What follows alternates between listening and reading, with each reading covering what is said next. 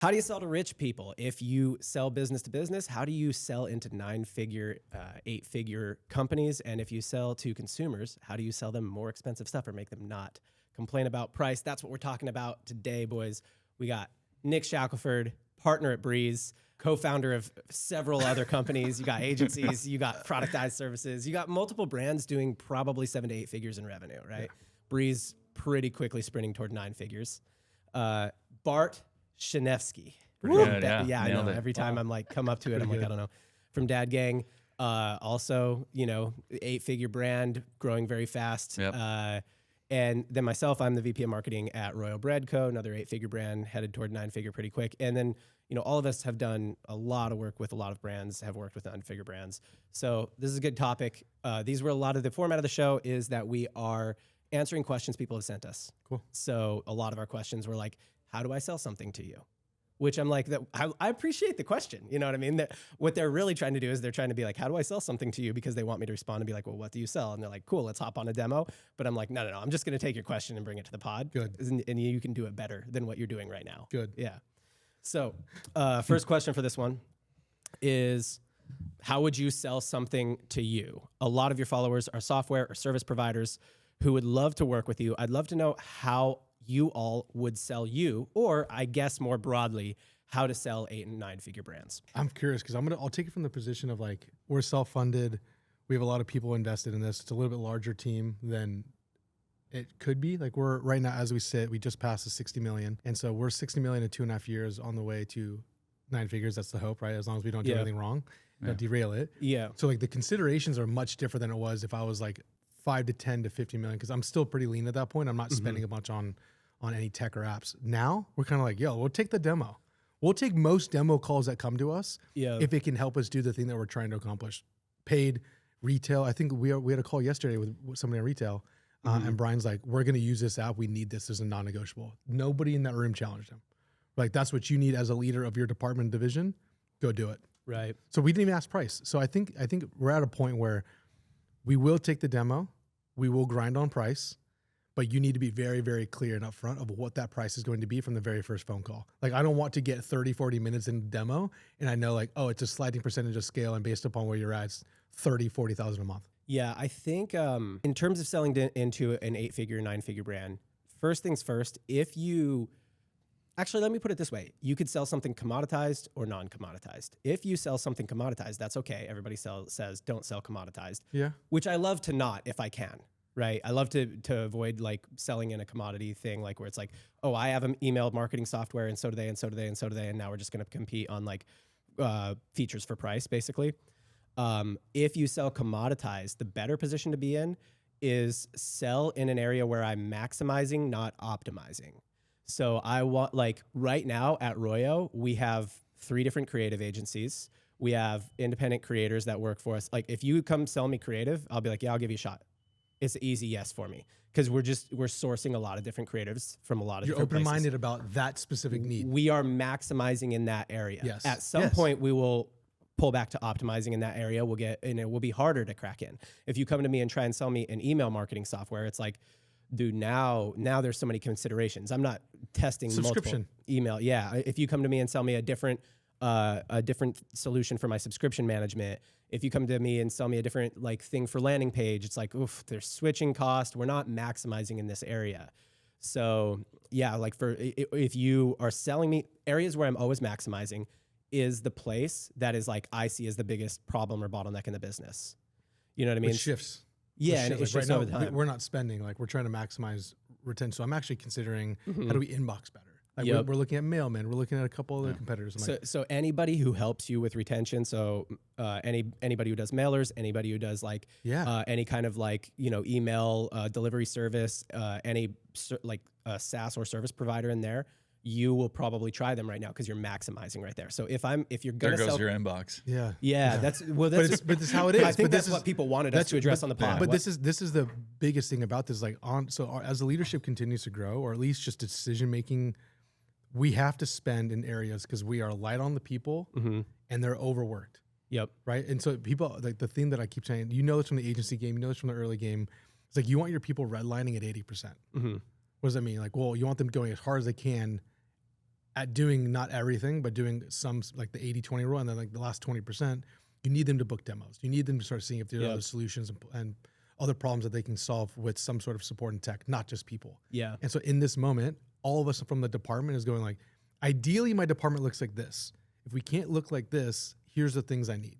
Yeah. And we're ending the year and we're redoing that from retail to marketing to sales and experience. So those buckets of interest, which kind of doesn't, the smaller brands or the ones where like you guys are purposely staying lean, you make the decision across every single piece. Yeah. So how are you looking at this going like, well, I don't need a lot to get as efficient and as good as I've already done because you're pretty lean, but I do feel like you guys are an anomaly. And you in the keep situation. things really simple. So I'm curious how to sell to you. That's what I was going to say is like, if you're specifics of like me and the company we run, it's going to be really hard to sell me on something. And most anything I have in my tech stack is from a friend recommendation. For sure. Because it'll be like you or Mark or somebody like hit me up and be like, Bart, are you on this thing yet? And I'm like, no, what is it? And then if I have trust in you as a friend to tell me like, no, just try it. Like the onboarding has to be simple for us. Like I don't want to waste weeks getting onto a platform. But outside of that, like everything I have in our tech stack is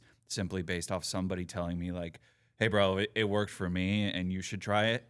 And I would say it's like on this topic, it's actually better to observe like how not to do these sales approaches.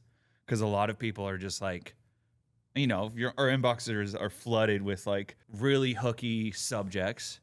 And then they're like, it'll be like Bart X company as a subject. And then you'll click and be like, shit, why is my name in this? Yeah. And it's like, you know, I'll give you a 6x ROAS or your money back. Like, I just think how to sell to people is more like, how can you actually approach it in a more like a friend told me situation? It's almost like door knocking, right? When people wash your windows, they're like, hey, I just did your, you know, Sally's house down the street. I can hit yours. It's a little cheesy, but at the same time, like if you have trust from another person building a brand and they use it, then that's kind of like, okay, I'm trusting what you're saying. If it worked for them, maybe it'll work for me.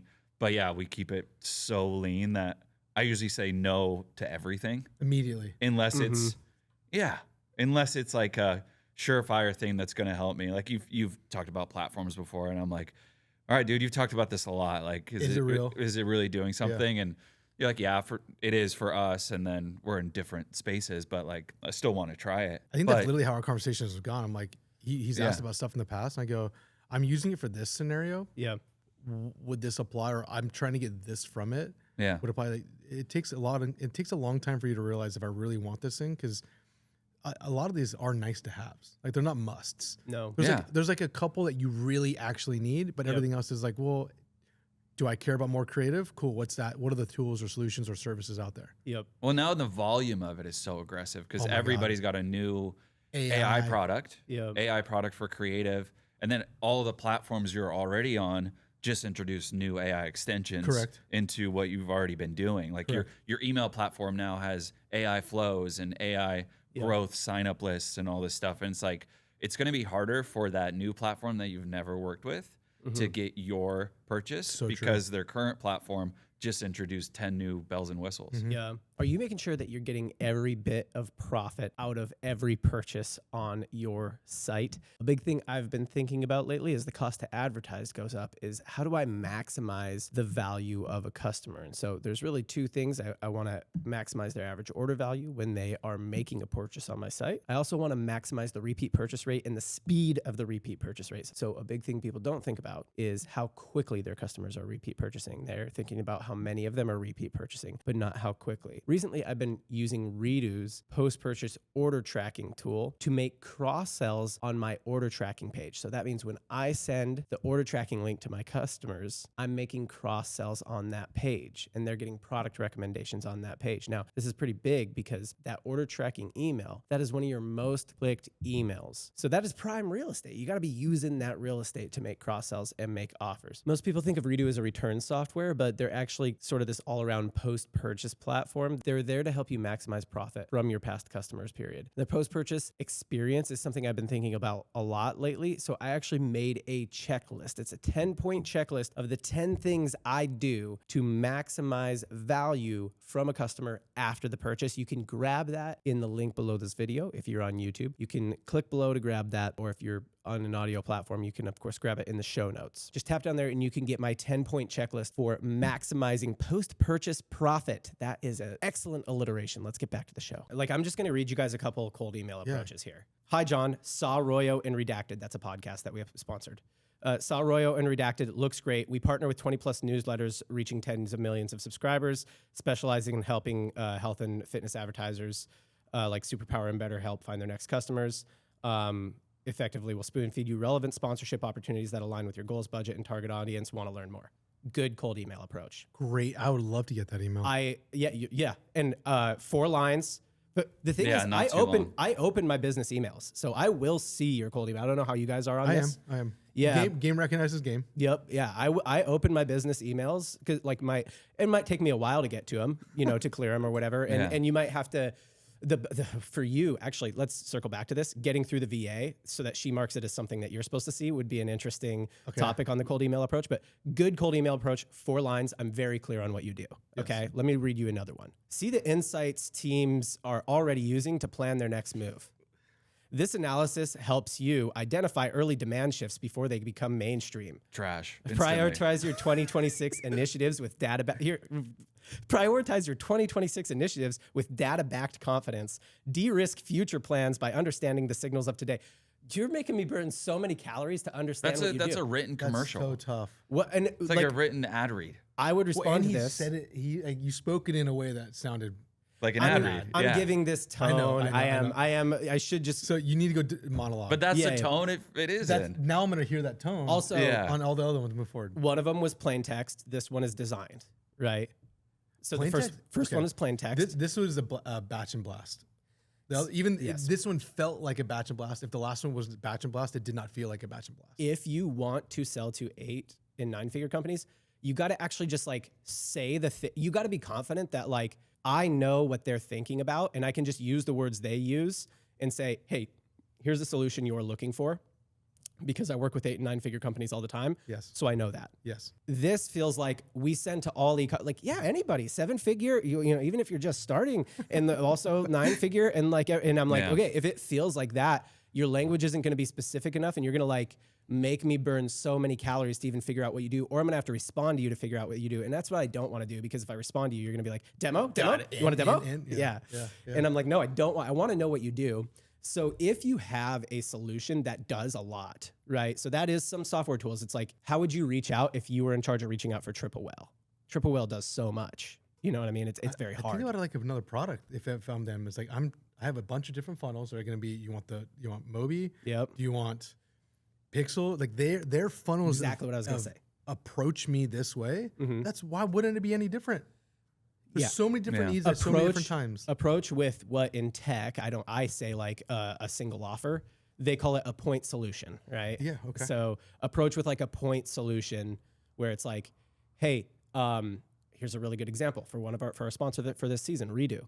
Redo does a ton, right? Like they call themselves a post-purchase platform, which I'm like, oh gosh, horrible approach. Don't approach me with that. Yeah. Approach me with a post-purchase platform. I'm like, I'm out. He goes, hey, when you send out your order tracking, you know that link that you send out to people and it's their order tracking? You making any cross sells on that page? No? Okay, we'll do that. Perfect. That's great. Great outreach. Like, hey, I ordered and I noticed that you don't cross sell on your order tracking page. Want me to set that up for you? Sick. On average, it adds like this much revenue, and we'll just set it up for you. And it's like, you could tell me the price in the email and I might just say yes. Yeah. You know what I mean? And so that's what like, if you're going to reach out to an 8 and 9-figure brand, don't make me burn calories to figure out who you are. And be confident enough about what I need at any given time that you'll say, if this is a category you're maximizing in, you'll probably just say yes to this, or it's a thing that it's a little thing you're not quite doing yet. Right. So Redo, they do a bunch of other stuff that we already do. If they reach out to me with that, then I'm like, switching costs and all this stuff. I don't, it's like a pain in the ass.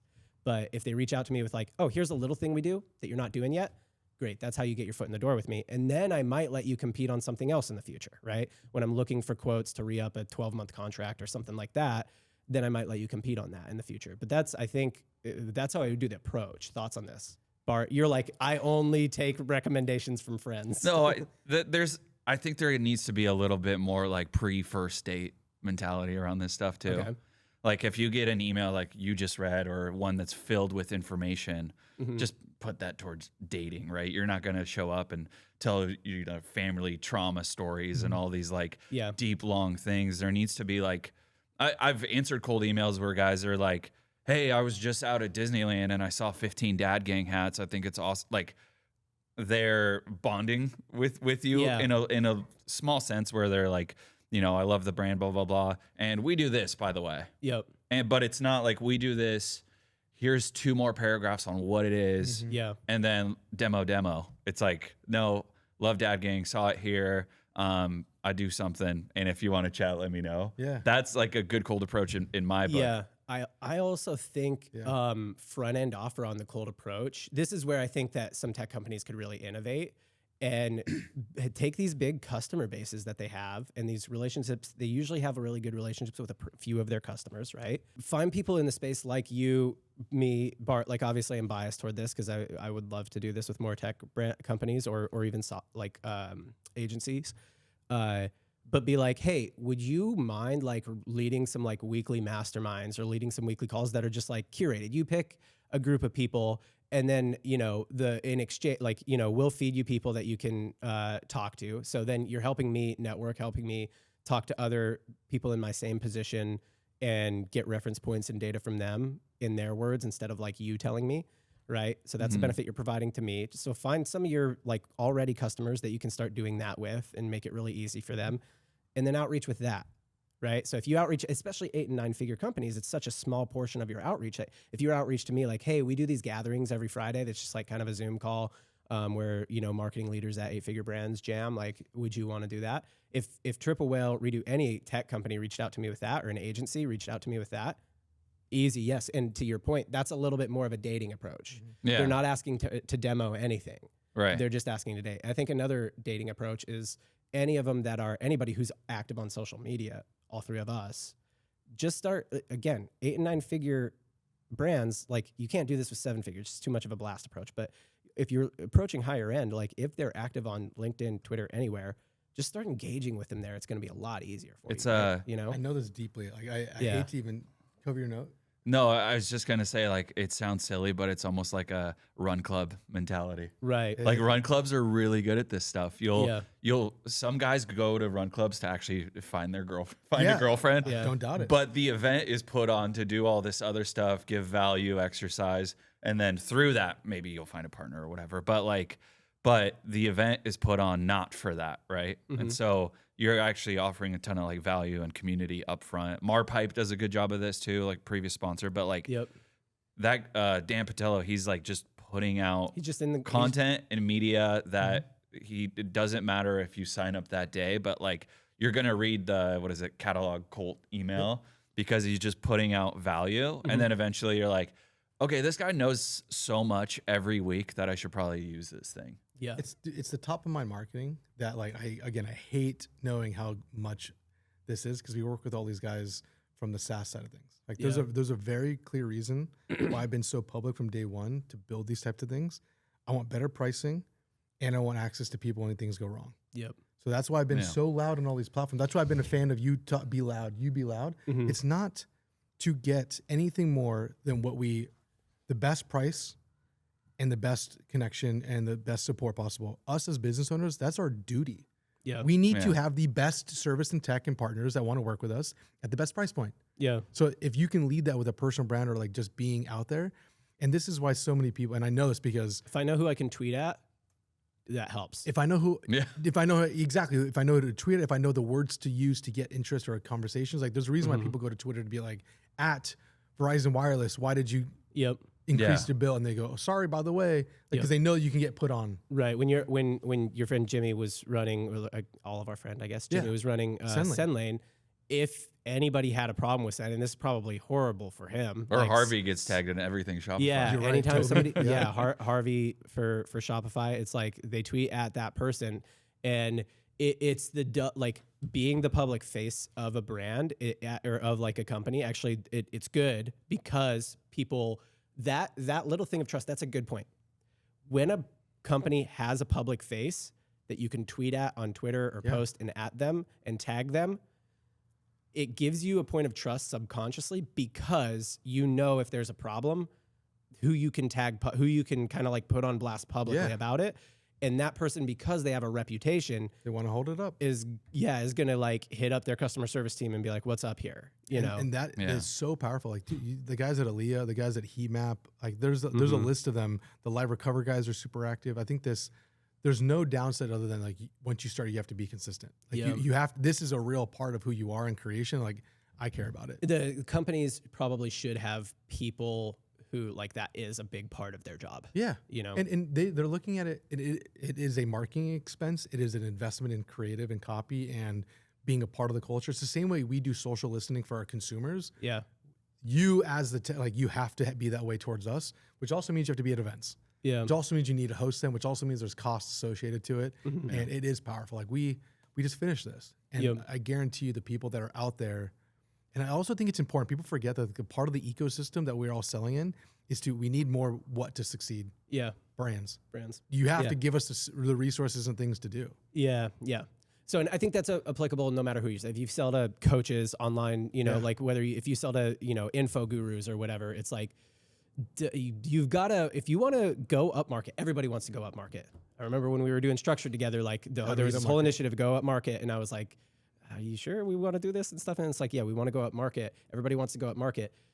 If you've never been up market and you don't know how they talk and you don't know how they act, it's just not going to work. Yeah. So that's actually one thing is you probably need to bring somebody, you need to get a client, bring them up market, and then you understand the up market problems a little bit better. You have a case study, you know, then you could probably go up market. But if you've never brought somebody up market and you're just like, oh, I want to crack from where I am now, like $100 million companies up into the Fortune 500, you've never worked with a Fortune 500, like you're going to have to bring one of your current clients there if you want to work there, I think. You know, but every agency that's working with 8 and 9-figure companies that wants to go up there, they don't think that.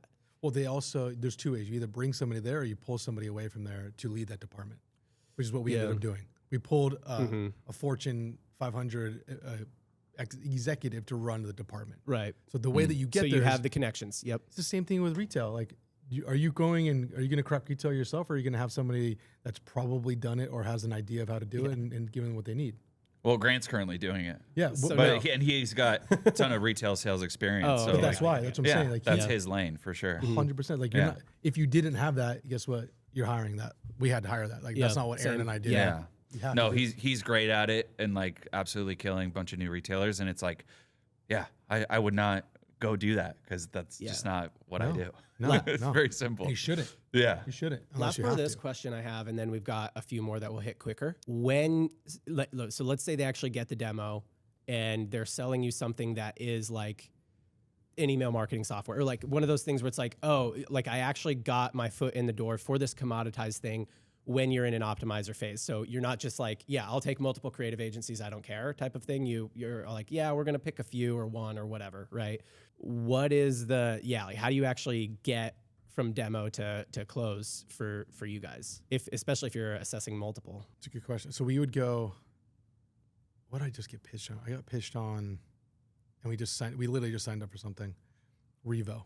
We just signed up for Revo. An initiative around, came from an initiative from top down. The people the invested people on the demo were department lead, person of execution. So everybody that was necessary jumped on the call. They did the live demo and set up with us on the call, which was important. Like we can get up and running and explained on that call. That was huge. And then status check was the week after. So they like walked us through the up and on, helped us launch the first campaign or launch the first skeleton of the campaign. And then it was on to us. Yeah. Mine is if I'm on the demo, I'm probably already in. Yeah. Oh, okay. Like it's so hard. Yeah. Because we do so much pre-demo analysis ourselves. Yeah. I'll like something will get pitched and then I'll reach out to other people in the industry, ask them if they've used it.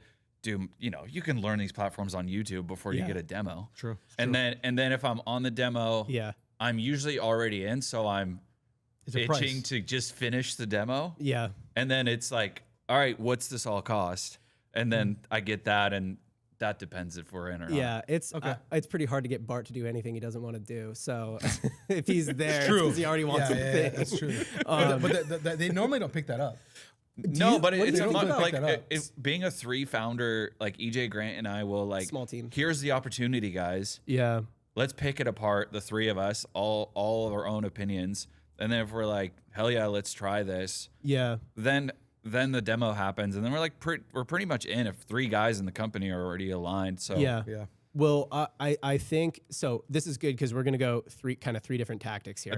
I think for you, like, and I don't know if this would work for everybody. Yeah. But like, literally, just starting the call, be like, have you already looked into this enough and like made it like? Do you want to just move forward? Yeah, I ask people to skip or do you through have questions pretty often. Nice. And the one other thing I was gonna say is like, but if we hop on the demo and I find that like using the platform is a lot more complicated than it sounded, like we were talking about earlier, or just wonky or something, then that might like deter me from saying yes. So if Bart's on the demo, which it has. If Bart's on the demo, you can only lose his business. You can, no, you've already won it. You can only lose it. You can fuck it up. I've backed out of demos for sure because that's funny. Because it was just a complicated, like, we're spoiled with how easy like Ads Manager is and stuff. So everything is comped to Ads Manager. Yep. That or like Klaviyo or Attentive is super easy to use. Like, don't bring a wonky back end.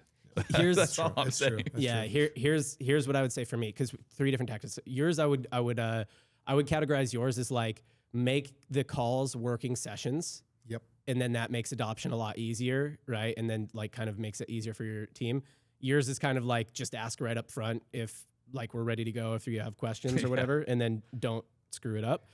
Mine is if it's a commoditized thing, at the end of the day, I'm just going to say like, what's price for features? You know what I mean? And if you tell me, but ours is better. So like, for example, if it's like a data enrichment thing, it's like, well, but our data enrichment's better than theirs. I'm like, well, they say theirs is better than yours. Okay. So I don't, it doesn't help. It doesn't help to say it's better. Or like, SMS, like our deliverability is better than theirs. Like, well, they say theirs is better. So, like you can't really sell me on that. So it's really just going to be a price for features thing. Cause like what's better is unknowable to me. Yeah. So either you have to win on price for features, which is really tough because it's such a race to the bottom, or I mean, anyone who's in the community like us, who has a podcast, who's like, you could cut other types of deals, right? So it's like, oh, we'll strip your rate by 30% for a podcast sponsorship, or we'll strip, like if you're willing to do 4 webinars with us, we'll cut down your rate. Yeah, like if you're willing to essentially kind of like be a bit of a face of the brand of our software, we'll cut down your rate. And some people are what we used to refer to as logo whores. Some brands are, so they will let you use their logo in order to get discounts. Some brands are really protective of it. Yeah. And it either way is fine. But if you're trying to close the deal, that's a really, like, if you like, I can't win on features and price, or if I can, it's just barely, get creative with the deal on like. Can I tell you the most recent crazy thing? You want to sponsor the pod, I'll probably tip your way. You know what I mean? From a vendor. So this just happened. We're in the middle of raising money. Yeah. And we got a message from one of the apps. It was like, hey, we saw you're raising. Mm-hmm. What if we invested? What if we put a large check in you in an advance of what you would have earned with using us? Mm-hmm. Oh, gotcha. So it's not really an investment. They're just letting you like punt. It's a prepayment cost. Yeah. This is a 6-figure check. Yeah. Yeah. From a guy that goes, we've seen your volume, we've done the analytics, we know what we can charge from you. Mm-hmm. We will front. Do you know what I said? I was like, I'm canceling every single thing because the time right now was to get that money in. Yeah. And all of a sudden, now I'm using an app, and I don't know how long it's going to take me to get this back. Right. Yeah. Is it going to take me years? It's going to take me 2 years. It depends on my volume, right? I can shorten it, but I'm never not leaving them. Even if that product were to go to crap when the money's all paid back, you would just be like, hey, make this loyalty. better. You would help them make it better. 100%. Yeah. That was a crazy plan. We have actually 2 or 3 other people coming in like that because they see like, wait, I need this person to win. Yeah. let's go. And so that like those moves happen at all times, especially for the 8 and 9 figure people. The you big can make ones me a need that. key connection. You can help me with the biggest problem in my business right now, which at that point in time was raising money. Correct. You can help me. You see I'm a public figure in some other way. You can do Read the room. Yeah. You got to read that room. I got so my following's not that big on X yet. It's loyal though. I would say, yeah, but very engaged. You got ride or dies. Yeah, sure. Nick's got a bunch of bots. You've got like real people. I got Dirk bots. So I have 9,000 real people, and but I've been offered like, hey, 50% off of your like monthly invoice if you like just talk about us every once in a while. That's not bad. No, But that's real money, dude. Yeah. Don't forget that's like thousands of dollars. The platform was shitty though, so I just said no. Oh, yeah, damn. it's Okay. got to be. You gotta a get good from one. the good ones. Yeah, you can't really like. I don't know. That's really. You're not going to low. talk about them if they're not good. No, right? but okay. Here's what you have to. I'm gonna rebuttal Good this. product is the precursor to all of it. If you don't have a good product, then I know, I'm but gonna rebuttal this. So it was tempting. We use Rich Panel, and I'm gonna name names. Same. We use Jeez, Rich dude. Panel. We do too. a lot of free shout outs on this episode. No, we're no longer on Rich Panel. Oh, So we use them. We were all about it. We loved it. I had my people come to me and be like, dude, it's disconnected from connection of email multiple times. Like it's stopping the way I work. I was like, okay, let's go to the team. Let's ask them what we can do.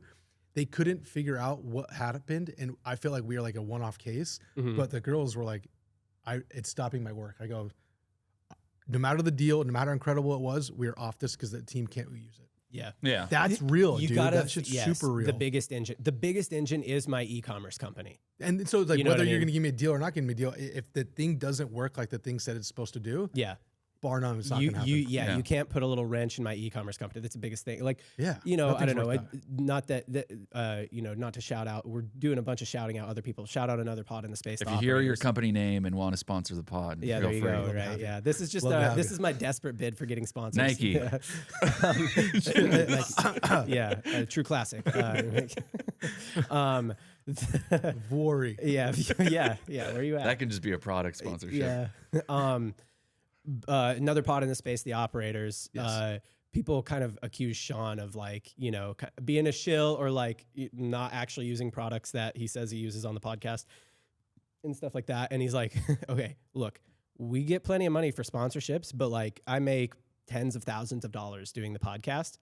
I'll make multiple 7 figures from Ridge this year. Yes. It is never worth it for me to hurt Ridge for the podcast. It just never is. Nope. And when like anybody you're talking to that's at that level or at that like any level that we're at, right, or higher, it's like it's just never like. So if you do one of those deals, you have to. It's already got to be like you're in competition. The product's good. You can't win on just feature and price. So you come up with a creative way to get it across the finish line. If the product's not good, then you're probably not really in the finals anyway, I suppose. But yeah. There's a lot of email providers. I think in the D2C space, we definitely have a preference of email provider. You are against the grain, man. You're just a man alone. You're a light spot in a sea of darkness. Choosing Attentive for your email. Why are you choosing Attentive for your email? Yeah, I've always used different platforms. Years past, I've been in D2C for 12, 15 years. I've used other platforms. And then when SMS marketing got a little more popular or started bubbling up, Attentive was kind of there a little earlier than most people on the SMS side. And then I was using other platforms for email, but Attentive was always really, really good at SMS, as far as deliverability, building out segments, being great overall at getting your message across and sending great campaigns. So once they introduced email, I was a little bit hesitant because I was like, oh, this is just my SMS platform. Like they can't be good at 2 things. And so it was kind of a simple assumption there. One tool for one job.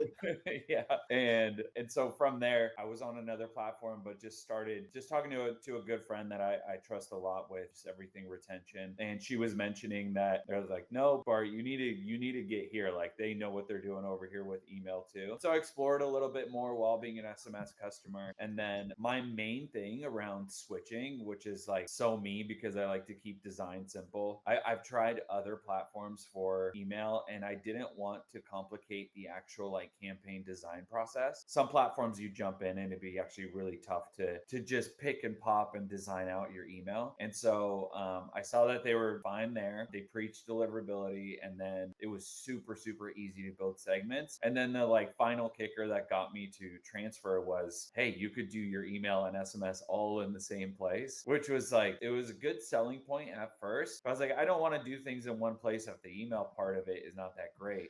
Yeah.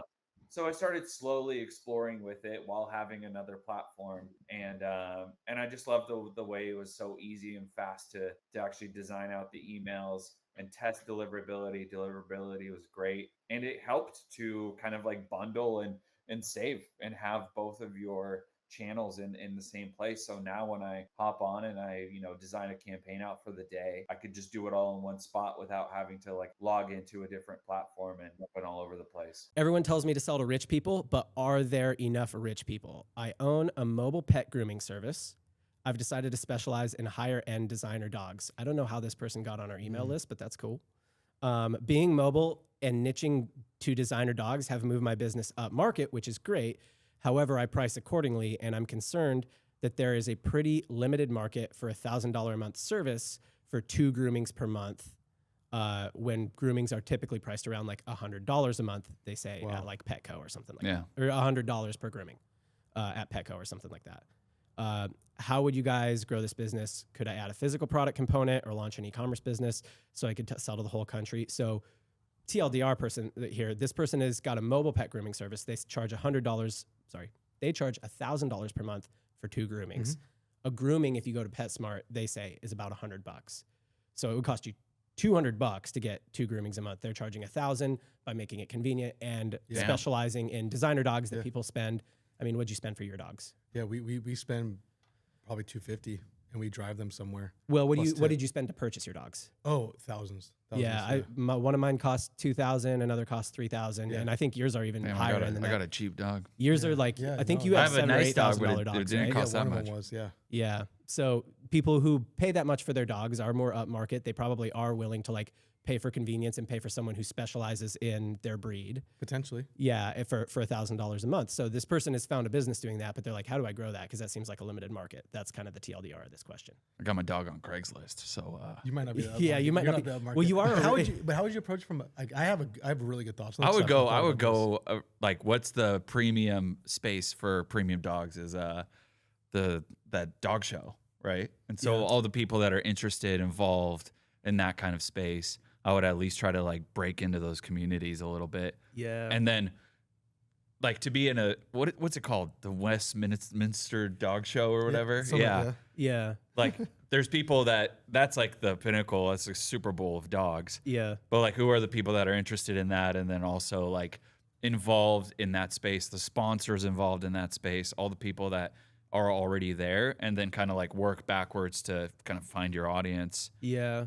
I mean, people spend there's thousands and thousands of dollars on their pets. I think there's levels to this. I think the level you're talking about is like a show groomer. Yeah. Is here, and what they're doing, I think, is probably working with people like Nick and I. It's resident. So where it's like, I'm not interested in dog show grooming, but I have dogs that are small. They're a specific kind of breed that gets like red around their eyes. So it's like, if you specialize in that, I'll and you make it convenient. And I'm mainly thinking about like even ad targeting and stuff too. So just people that are interested in like premium dog stuff. What are your thoughts? I care about this space because Luca passed, right? Yeah. And Levi and Moj. So we've always ran with 3. Now we're at 2. We'll always have a dog with us.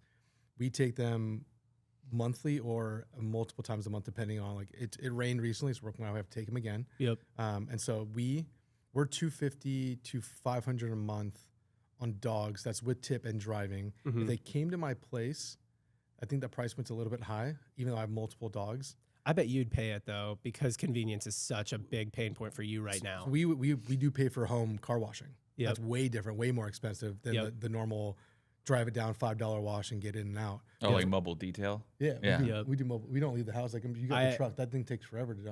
You're not going to sit somewhere. Yeah, but I'm obsessed with it. Like I love doing the self vacuuming of it. But that's your thing. That's There's no, you can't put a price on You're that. like a guy who mows his own lawn even though he doesn't have to, type of thing. Like he could pay the neighbor kid $20. It's just the fact. It's just his truck. Well, I know, but it's the same. No, but thing. I am that guy too. Oh. I love mowing the lawn. I think it's mentally, fun. it's the same thing. You could pay the neighbor kid $20 and he'd do a fine job, but you're like, but I actually just like doing it. I have turf. So Yeah. I'm that. Yeah, I'm you- optimized, dude. I'm You're so optimized. I'm turf and sand, bro. There's nothing to do here. Yeah. You're so optimized. For the dog one though, I Yeah. think you have to. You sell high end relationship and dog care. Yeah. You do not sell dog grooming. It's dog Right. care. We care for the dog, for everything from the insides to the out. So actually, what you're going to get a part of that 1,000 is you're going to actually get the probiotics that we've custom developed for this breed at this weight, and then we're going to re-up that. And you know, it's $1,000, but for this one, we're going to discount it a little bit more. Yep. It's actually going to be $1,200 because I'm going to give you Yes. ongoing. This is where I was going with it too. This is where you have to go for this because not only can I take care of the skin on the outside of the nails, but I'm also going to now help it from the inside. Yep. That's the only way you make this work. And they're so sticky because now you have the whole thing covered. Guess where they're going to get the pills from? And it, you. Yeah, and it's just like, so like my Have dog, the designer dog breeds I have, they have two main problems. Teeth is one, and then the other one is Gunky eyes. gunky eyes, right?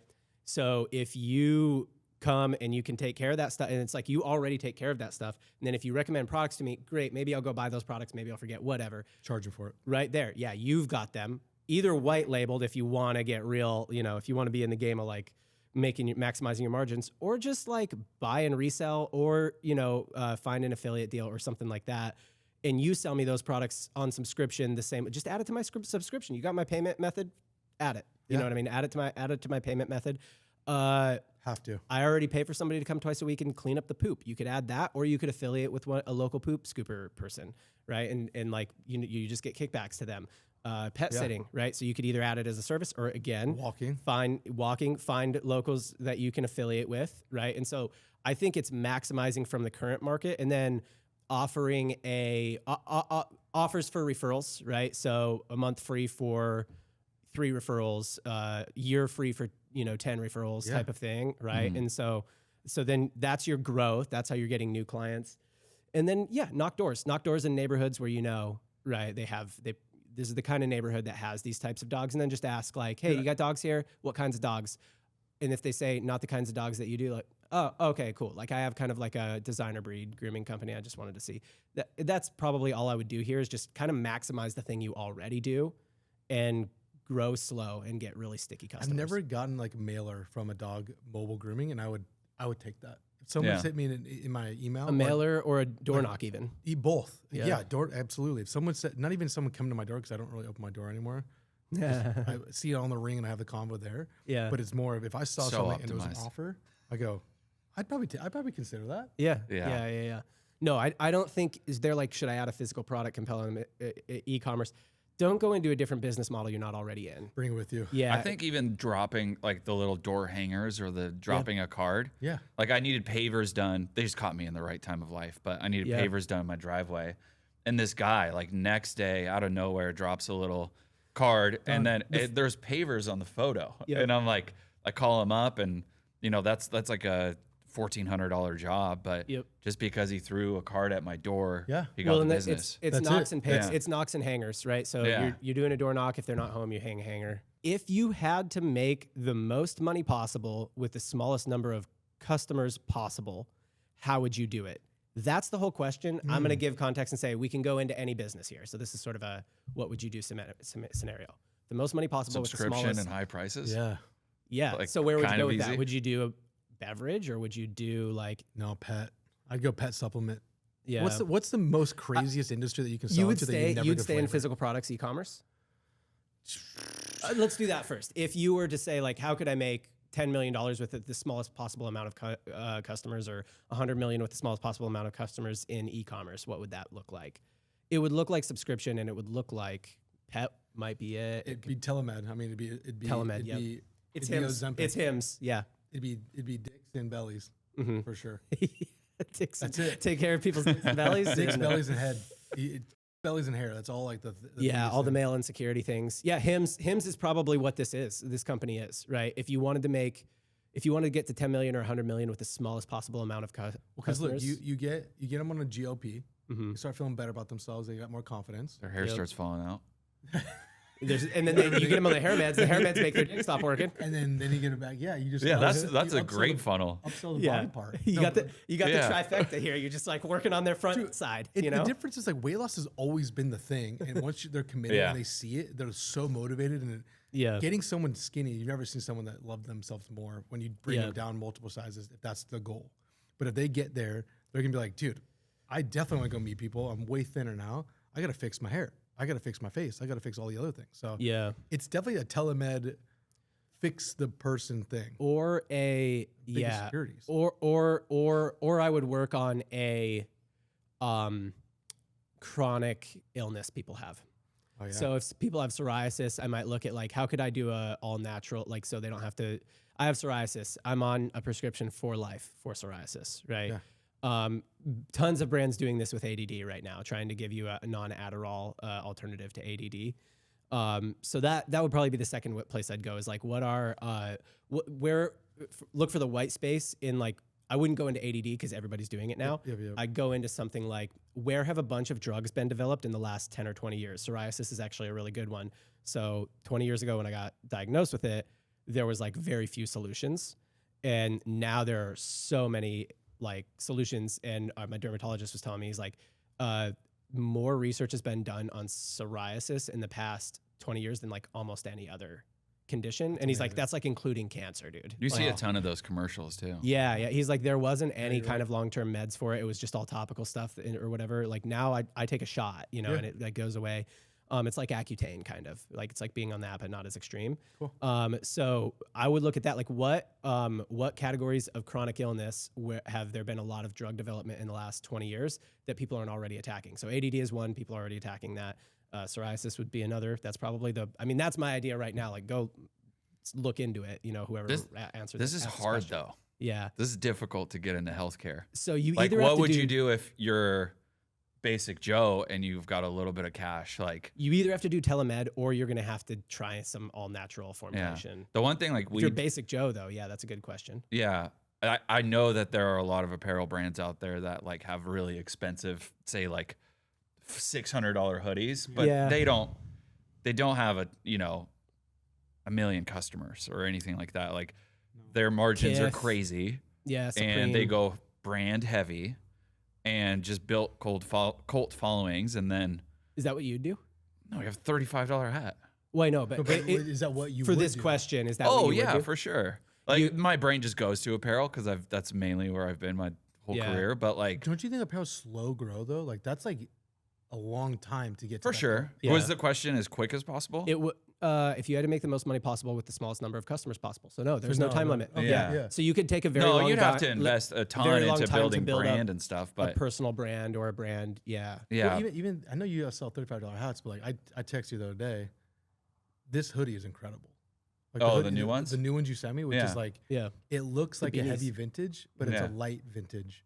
yeah, Which everyone sells heavy vintage or heavy. Everybody's doing the comfort thing. Yeah. yeah. Well, yeah, comfort's not even. But even like they're not trying to sell on the vintage element or like the drop shoulder or any of these things. Yeah. They're more of like we're an incredible affordable and incredible feeling. Yeah. And it's still under $100. It's 80. So No, that's an incredible fun. no, for us, we walk a fine line between like gimmicky and cool, and we understand that. But dads are goofy, dude. Yeah. Yeah, but way too much of that on the internet. Agree. Yeah, so that's why like I understand there's a dad out there buying a hat because it says Dad Gang on it, and he just became a dad.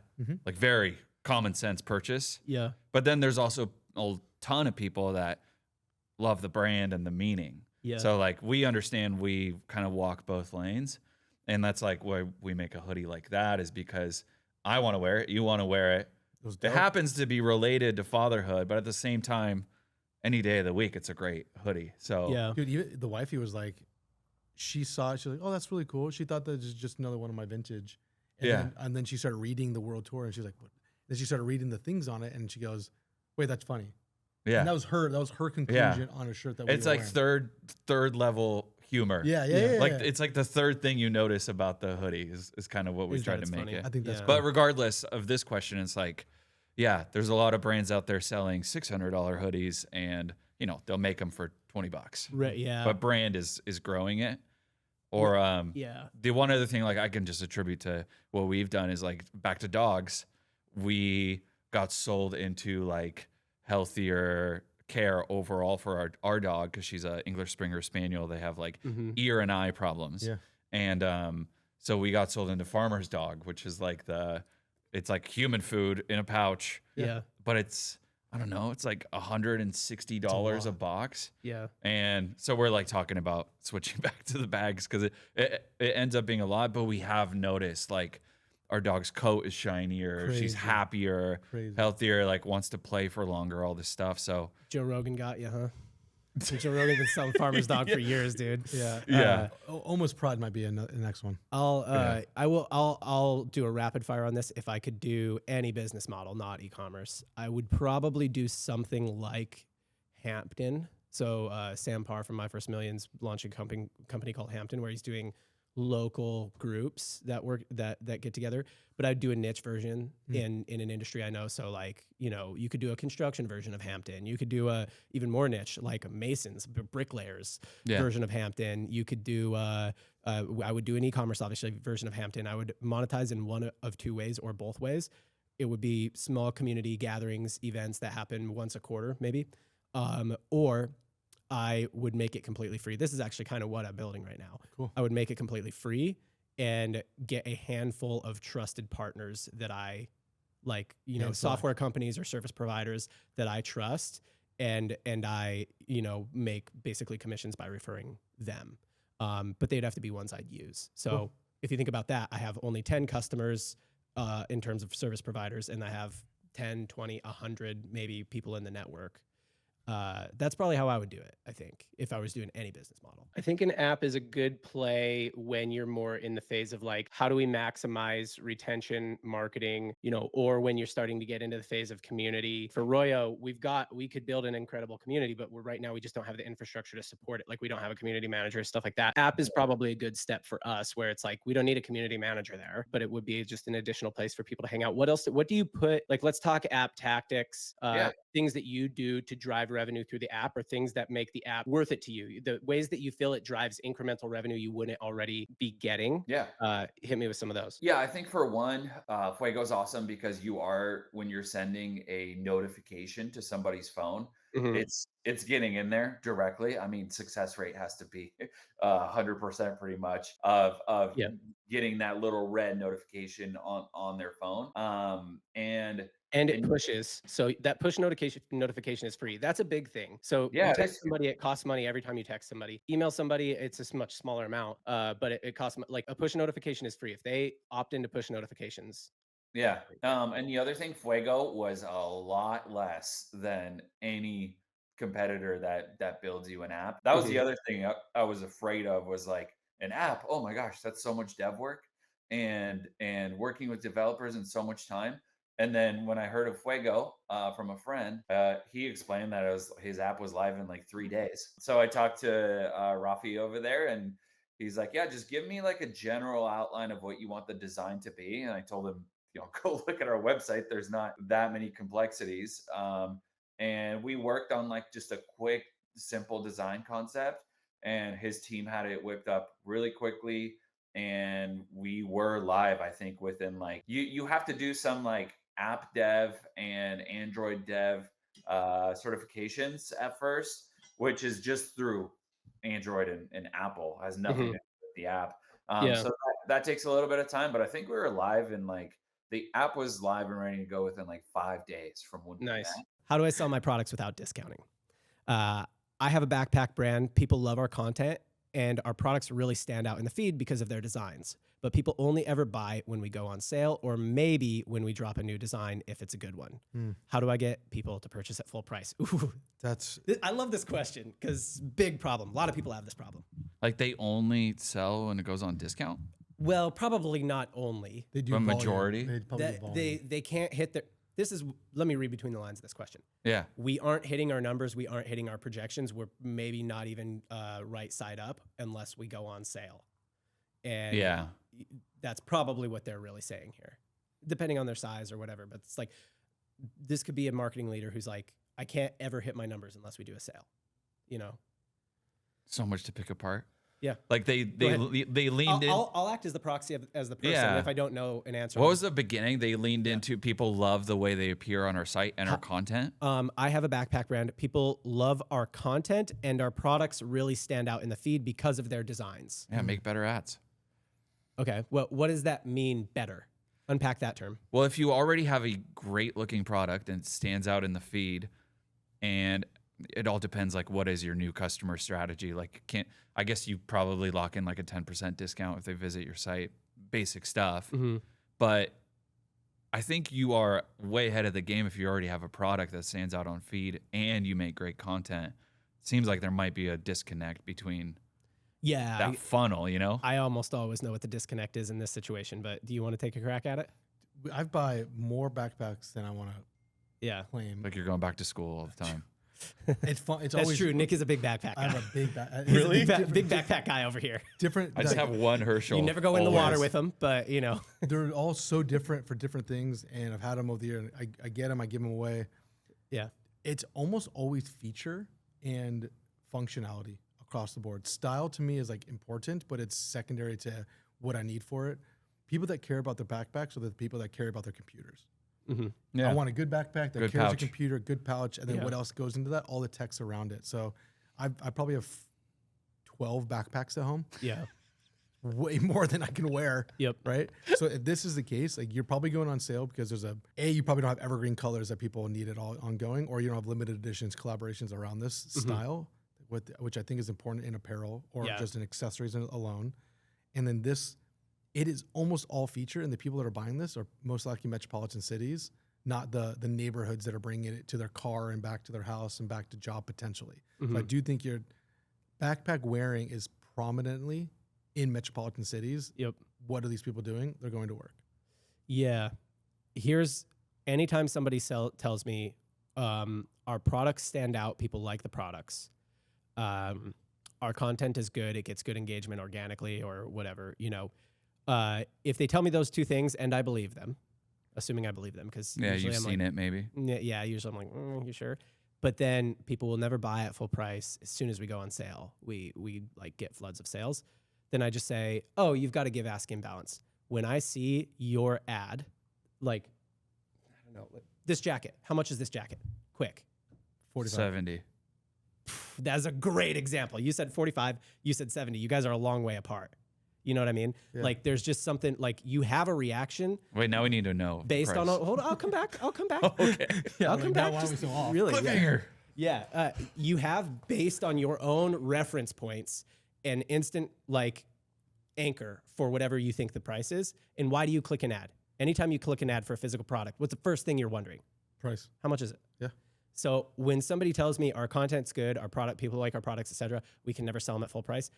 Almost guaranteed that's what's happening is they're clicking the ad for this jacket. Let's say it's for this jacket. Clicking the ad, you guys are getting through the landing page and it says 150. You're like, whoa. And you're like, did I miss something? I feel like I walked into a movie and missed the first 10 minutes. And I don't so much. Did I miss something? Why is this 150? I guess maybe they didn't, there's some material they didn't. I don't want to figure it out though. I'm gone. Yep. Right? So that's almost always what it is. So when you're in this situation, it's like either you need to like do a better job of building the value and telling people why it is so much, or you just probably need to test price.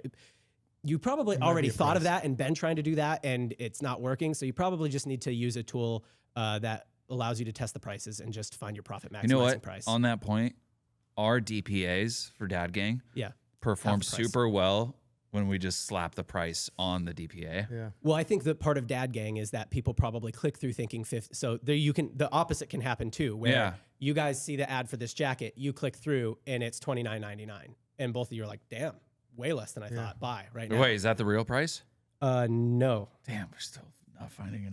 It was 60 marked down to $39.99. Oh. Yeah. So you guys were both pretty we'll close. Share actually. that. Yes. We'll share that W. So you're the markdown shopper. Yeah. No, actually, He's a Cole's classic, dude. Yeah. I'm glad you asked this because here's another reason people buy. I've just been through this with so many brands in the past year. When people buy accessories or apparel, they do it because of a moment in their life. So I bought this jacket because we were taking family pictures, and you have to match the colors of the family when you take family pictures. Yeah, you do. So that you can get those nice Mormon pictures with the fall leaves behind you. Neutral sands. Is that what you're wearing? Yeah. Yeah. And, like us today. And pretend that you're just a big, happy, perfect family, you know, and every time. You know, so it's like I didn't have any like, and I have like other stuff, but then my wife like puts all the outfits together and she's like, I don't like how yours goes. Change it. So then she makes me go freaking shop, and I'm like, look, of all the people who should be shopping, shouldn't be me. But yeah, so that's why I bought this, and that's, so that's why anybody buys any apparel or accessories is usually because of a moment in their life on evergreen pricing. So had this not been marked down, I still would have purchased it. It just happened to be, right? Yeah. But like that's why people buy on evergreen pricing, is because there's a moment in my life that I like need a new backpack for, right? Like, oh, I got this trip coming up, like, oh, that's a cool backpack. Maybe I'll try that one out. Yeah. You know what I mean? Yeah. Or, oh yeah, like the seasons change. That's why there's seasonality is such a big thing. Like if you sell summer clothes or winter clothes or whatever, seasons change, and like I'm realizing my wardrobe from last year doesn't fit me anymore because I got fat or whatever, right? Or I got skinny if I'm on the GLPs. So that's why people buy on evergreen, is because of a moment, or because you've shocked them with a lower price than expected. Yep. Right. And then the reason they buy on sale is because you just created a macro moment. So they were already eyeing it. Yeah. Some moment was going to come up in their life where maybe they would have bought it, but then you just moved that forward by like going on sale. So then my other advice to them is like, you got to break the cycle, but that's really hard. It's really hard to do. Yeah. We're walking through this with one of the brands where they've always ran with offer first. Mm-hmm. And they're like, yeah, but like if we go away, like our conversion rate's going to drop. I'm like, yeah, like let's measure the conversion rate drop and like the margin that you're saving by not offering the discount. Like it's just a straight test. I think it's a hard gross profit per visitor. It's a Band-Aid, Focus dude. in on gross profit per visitor and you'll be okay. Yeah. And that's how you find the profit maximizing price too. for sure. And the volume of this is most important too, because I don't want to. Yeah. In many ways to make it up. If this brand advertised with the price up front, whatever the price is, I could be wrong on this, but wouldn't Facebook just learn to grab potential customers that will pay full price? This is a good point. I think another way you could test this without testing price is I think you could just say, why don't we experiment with slapping our prices on every single ad and see what happens to or our explain the price. Like why, say it's $100 backpack, like Yeah. $100, but here's why it's worth it. Yeah. And then you jump into those pouch features or waterproofing or whatever it is. Yep. And then, I don't know, I trust in the algo a little too much, but Yeah. I would say Facebook will learn to get We'll those just see what happens to your full click-through price. rates. Your click-through rates should Yeah. go down if you do that, because it's a price issue, right? Yeah. But so you could test the price on landing side, or you could test the price by slapping the price onto the ads. I'm sick of my customers. I started a marketing agency. I write the hooks at the beginning of the question, a little more behind the scenes. Okay. I'm like, Nobody I've said never said that. Nobody's Okay, ever said go that. ahead. I started a marketing agency a couple years back. We do creative production.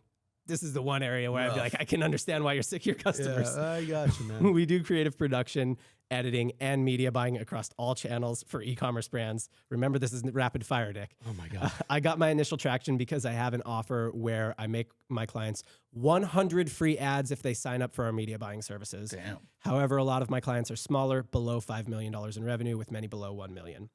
They're basically depending on me to make the business work. It's not my fault if their product isn't good or if it just isn't product market fit. I spend a lot of time coaching my clients and grinding to get out on clients that just don't have products that can scale.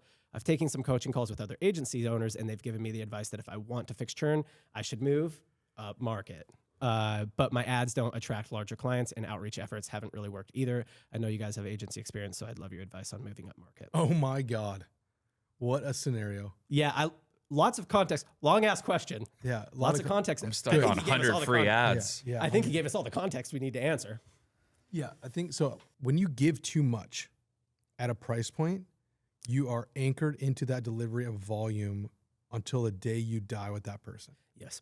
So the only way, which is counterintuitive, is to reduce the amount of things that you say you're going to do, have higher intensity, higher quality of communication, and more structured SOPs, and you can charge way more and do actually the appropriate amount for the brand. Give me like a real world example of that. So email specifically, a lot of people believe that you can close $3,000 to $4,000 contracts and do 25 emails a month.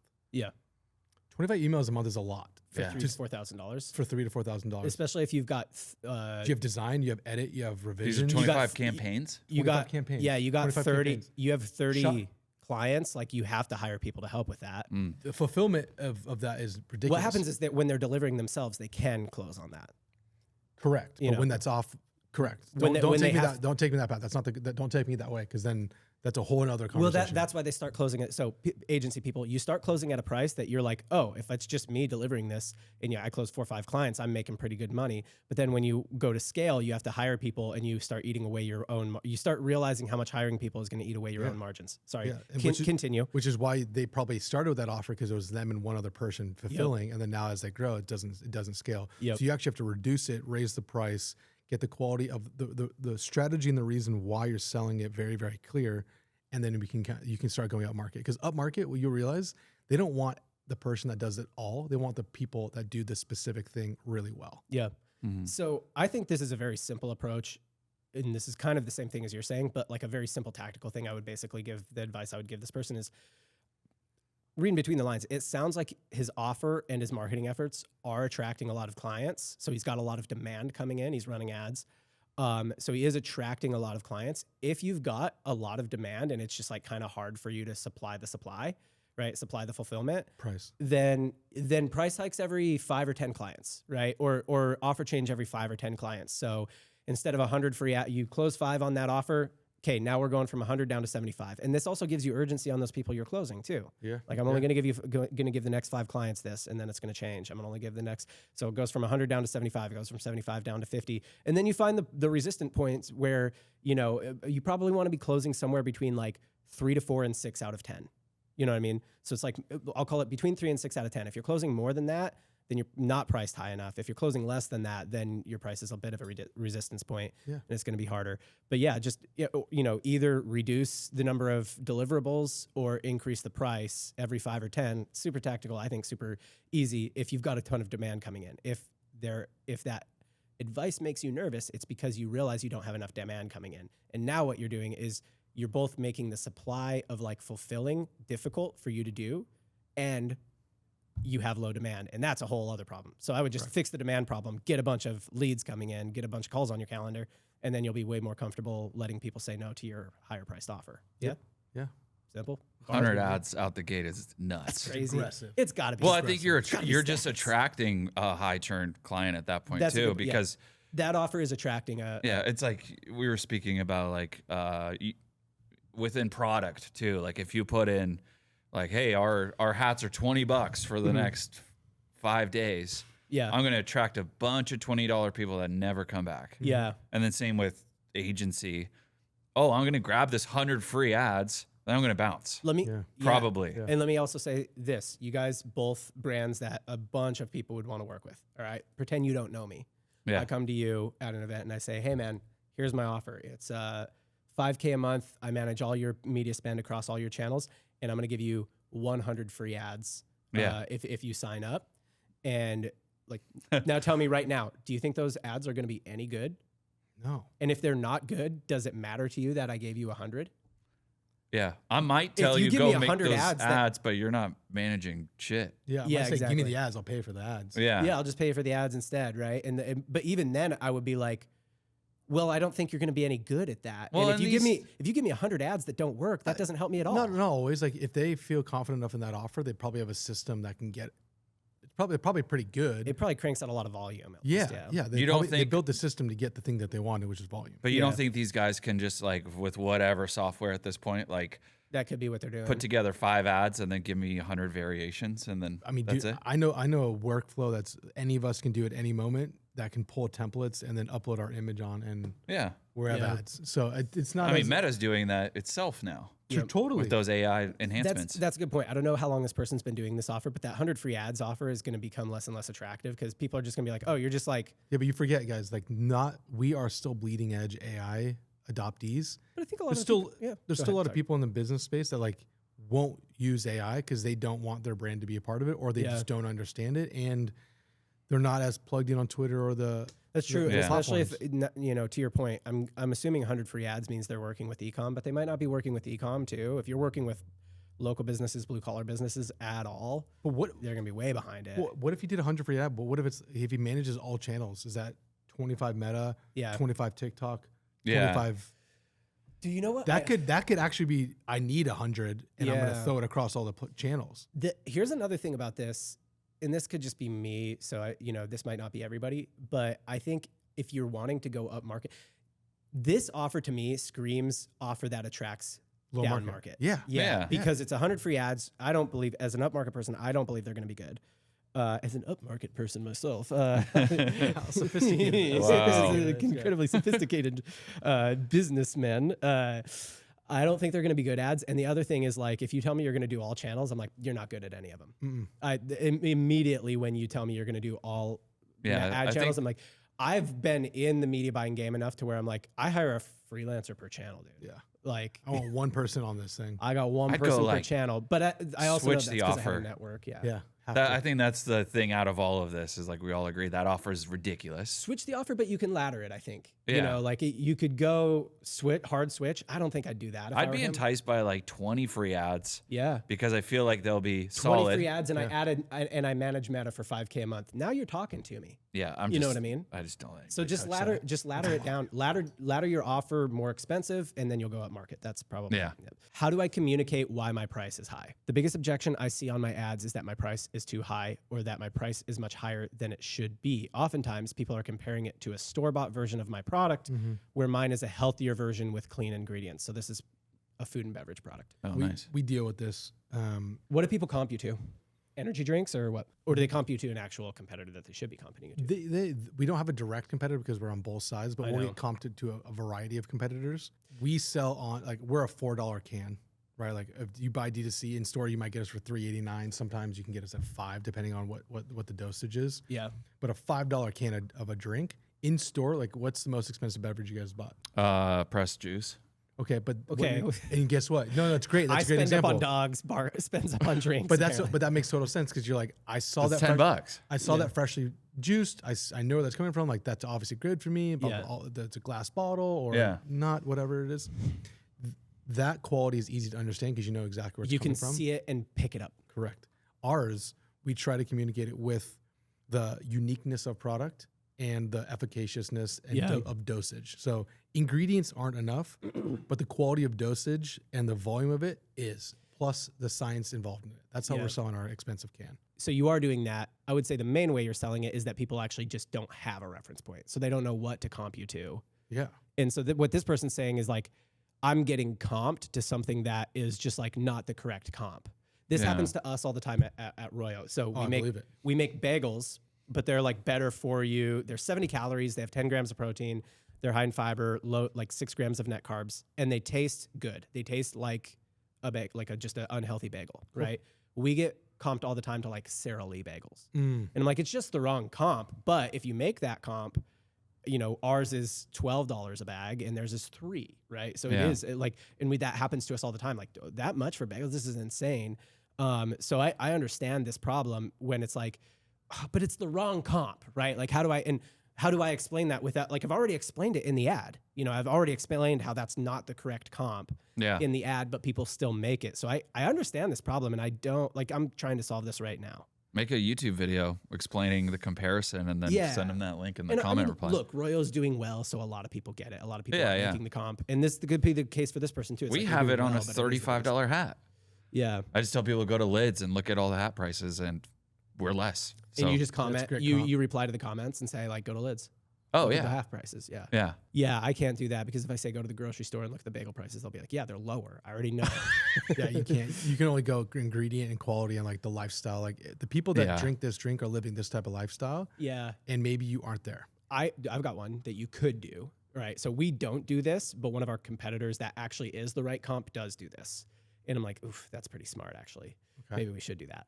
So I won't shout them out because I'm not in the business of shouting out competitors, but they do 4-packs instead of 6-packs in their bagels. And that makes their price much closer. Not enough bagels for the week. I understand that. Yeah. But people like Who's got the I can buy 5-pack? 2 of those. people don't make the connection for whatever reason. Yeah. Like they're like, so they sell 4-packs for like $7. So if you take their price per bagel, their price per bagel is actually like a little more than ours or a very similar. And then both of ours are like way more than like a Sara Lee bagel, but that makes sense because we're just like quality of ingredients, process of baking these, like this is much harder to do than it is to make a Sara Lee bagel. Right? Yeah. You know, but like they did 4-packs so that they could be closer in people's reference point to what they know, which is like the $3 or $4 pack, even though that's a 6-pack. And then what happens to us is then people will make the comp to us. They'll be like, oh, I can't believe this is this much when this brand like sells it for this. And it's like, why?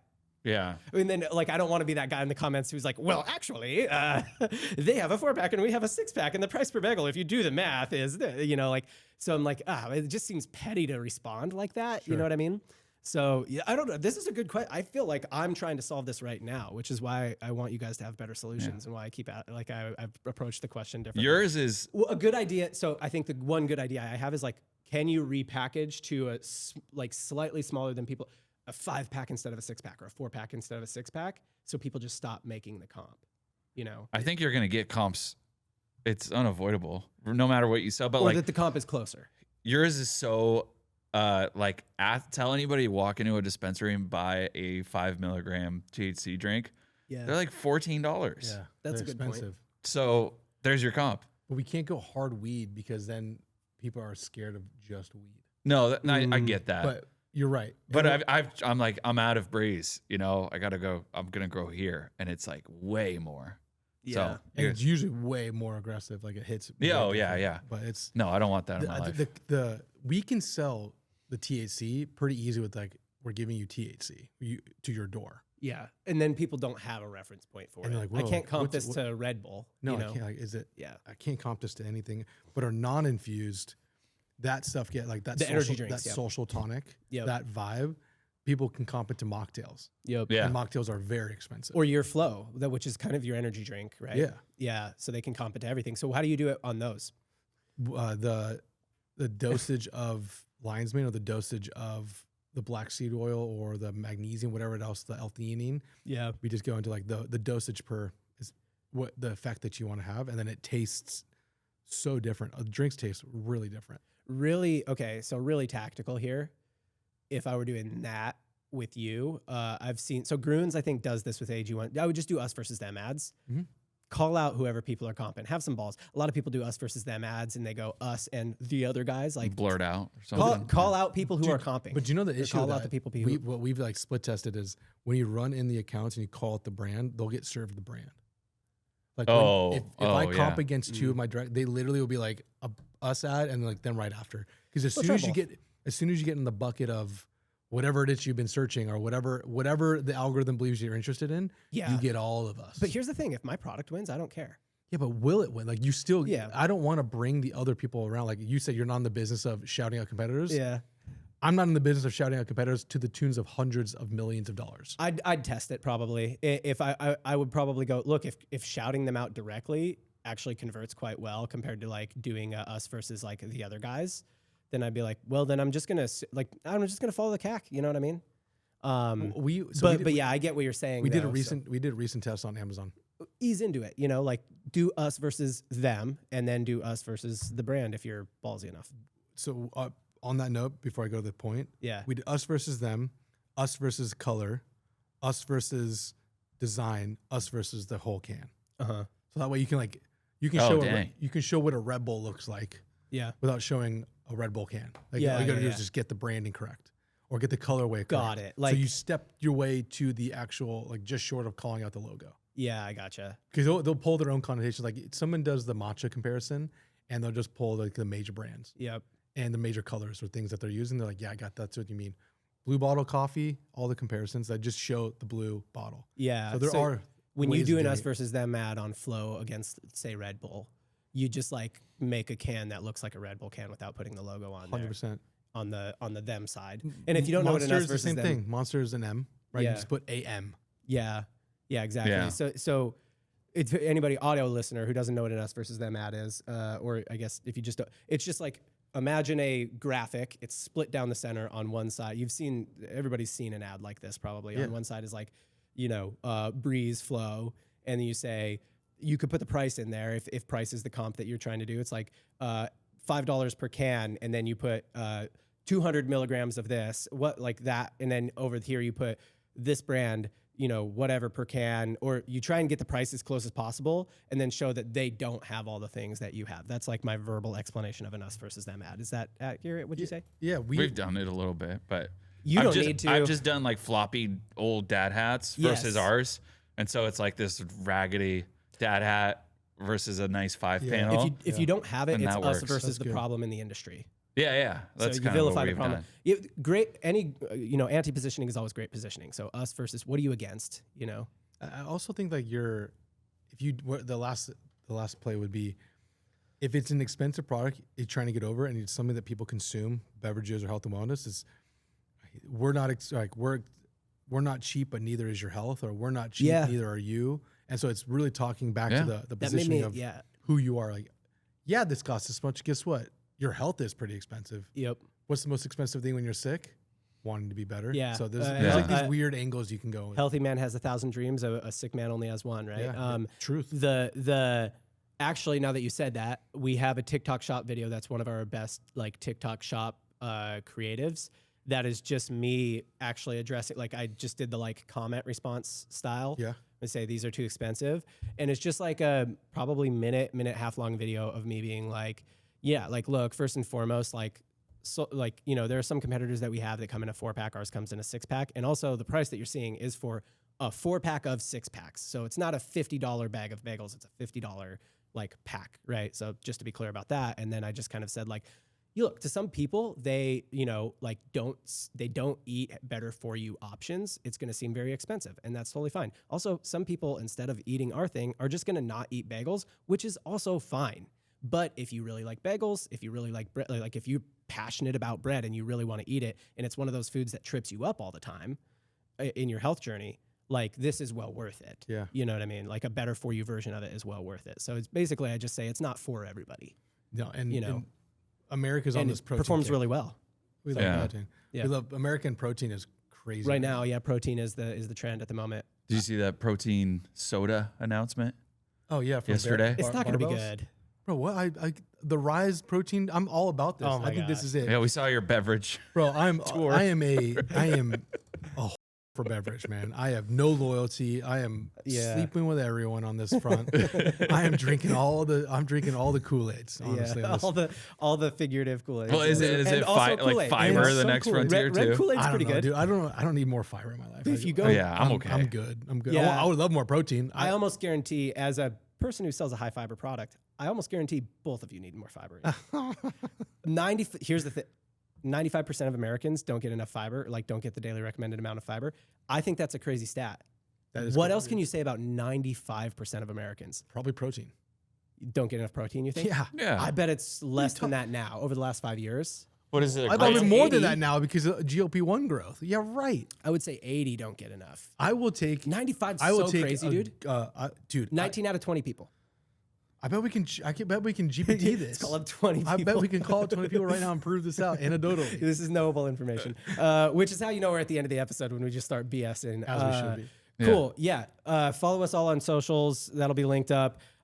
If you liked the episode, what's a better way to say like subscribe? If you liked the episode, don't subscribe. Watch another one, and then if you like that one, then subscribe. Yeah, that's more valuable to us. I like that. Yeah. Yeah. Don't like hold us back a little bit. Yeah. Give us edge us. You know, like let's do a little subscribe, then unsubscribe, and then watch another one. And Edge us. So we just can't let's bind do a you. little subscriber edging here. All right, that's it. Yeah, that's the pod. Thanks, guys. Bye.